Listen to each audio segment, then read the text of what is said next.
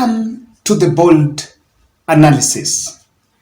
Kithure Kindiki was the first cabinet secretary to appear in parliament to answer questions or other queries about the ministry. This is a normal, or rather this is the new normal that Kenya Kwanza decided to make, so that it presents an opportunity for the cabinet secretaries to explain government policies and agendas, as well as the state of affairs in their respective ministries. And I followed the session all the way from the start to end. But something caught my attention, because looking at how Kindiki packaged his responses, he was actually well equipped with what it was to say. That session is not a session that was called, according to me, or from what would be the idea behind it, to go and exclusively to sugarcoat the government. Of course, it's to defend government. But where you have a problem, because the budget making process is domiciled in the National Assembly, rather than the legislature. So if a minister would get an opportunity to explain some of the gaps in their respective ministries, then that is how that cross-examination is actually adding value to the voters of Kenya. And Kindiki crossed paths, or rather let me say it this way, Ichung'gwa crossed paths with Kindiki in what, according to me, looks like a personal witch hunt, because the question was about, and Waziri answered, Professor Kindiki answered, why there was some delays in some service delivery. And he pointed out clearly there is capacity deficit at the government printer, which prints are probably what was the question there. But while addressing the point that there is a challenge at the government printer, Ichung'gwa, who is the majority leader in the National Assembly, seems to have been rubbed wrongly by it deliberately and decided to attack Kindiki in the floor of House by questioning his loyalty to President Uhuru Kenyatta and President William Ruto, or rather trying to say that he's not speaking in tandem with UDA administration. Something simply doesn't add up. I want you to listen to Kindiki's, or rather to listen to Ichung'gwa's question to Kindiki here. And even now, when I listen to the CS answer the question on slow printing of forms, I hear the CS telling us forms are slowly being printed by the government printer because of challenges of modernization in the government printer's office, challenges of employment, there are low staff levels in the department. When I also listen to the president, who has hired the CS, the president is talking about digitization. So I really want to know from the CS, where do you sit as a cabinet secretary in terms of implementing that policy on the digitization of government services? Because you cannot be talking about low levels of staff while we are also complaining of a huge wage bill in the public service, when the president is telling us about digitization and the CS is telling us that he's modernizing printing. Shouldn't we then be getting this B1 form in a digital format? And I can see the PS Citizen Services is seated there. The PS Citizen Services have engaged with him on a unique identifier system that seeks to capture data of newborns digitally, electronically. But now the CS is telling us about modernizing the government printer, hiring another person at the government printer who will be more efficient, leasing equipment instead of buying new equipment. CS, you must tell us, where do you sit? Are you aligned to the president's agenda to digitize, or are you not? It is that simple. Cabinet Secretary. Thank you, Mr. Speaker. Looking at even the tone the attitude of the majority leader, he looks, it sounds a bit rude and just a personal vendetta against Kindiki. Looking at even how he answered, he actually asked that question because, and I don't want to, not that I want to defend Kindiki, but this is the truth. Huh? The question about digitization falls under the Ministry of ICT, which is led by Oduor.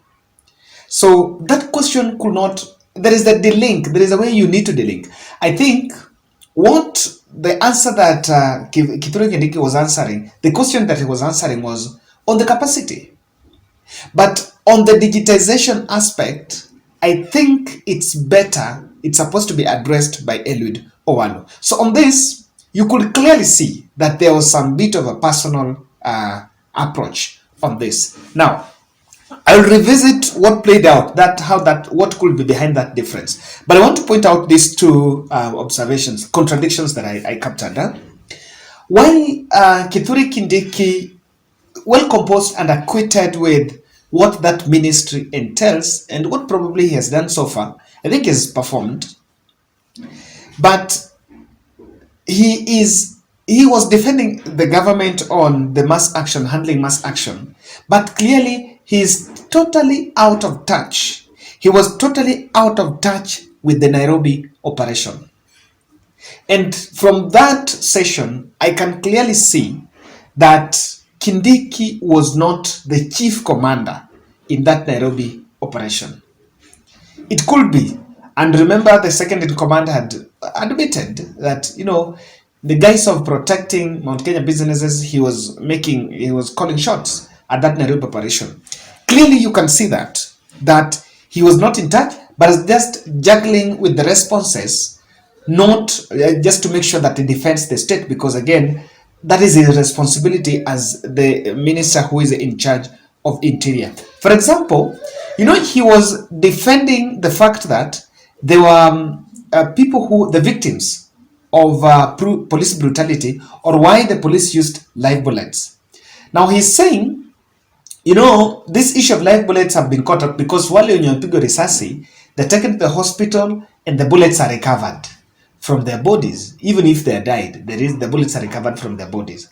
So what actually happens clearly is that he is saying that no police used live bullets. While, we covered and we saw live videos where police engaged wrongly.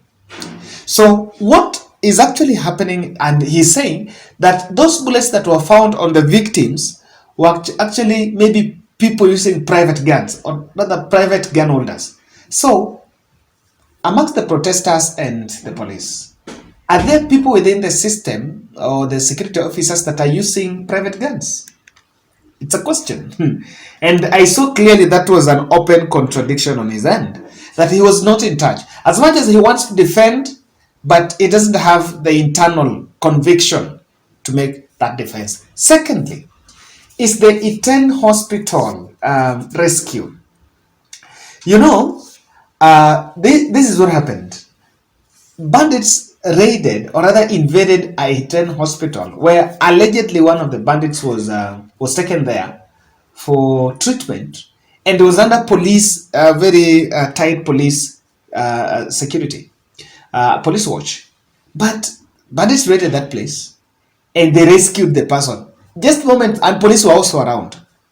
So while Kindiki was answering, and I really support Waziri that, he's saying that police could not interfere, or they could not do much, because in any case, the bandits that already had invaded the hospital would have shot or even killed innocent Kenyans there who were there and were sick. I totally agree.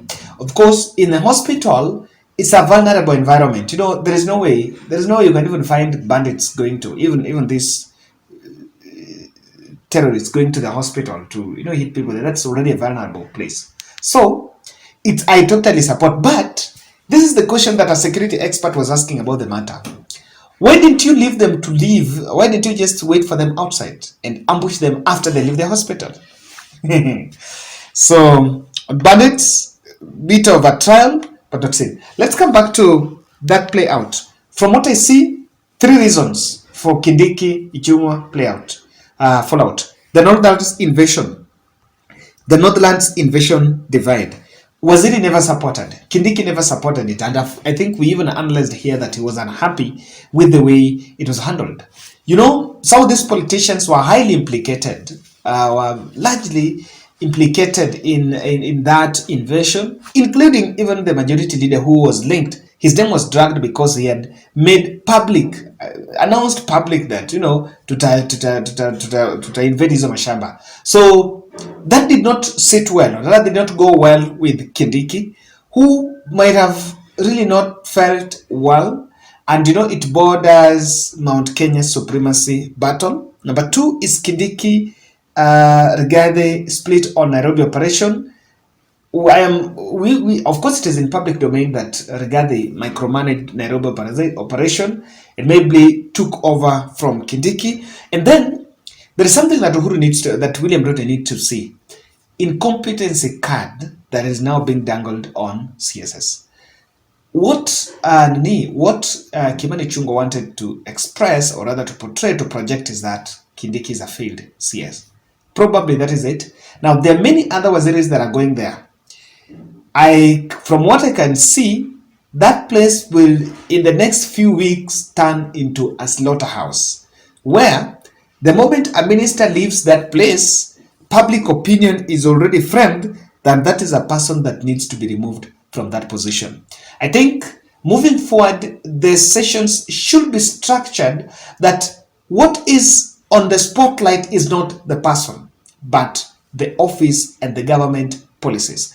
But if you allow excessive, other aspects to infiltrate, then it will turn to be about individuals. Ladies and gentlemen, thank you for watching.